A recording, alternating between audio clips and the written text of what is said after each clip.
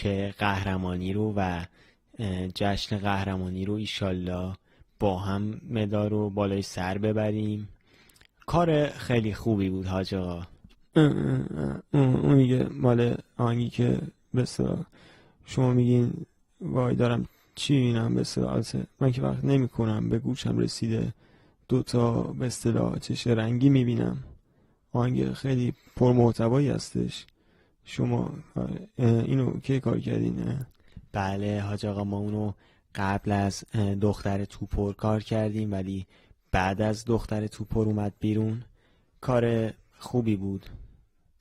اینم تتوامه، این مامیه، این یه توپه، من توپ خیلی دوست دارم.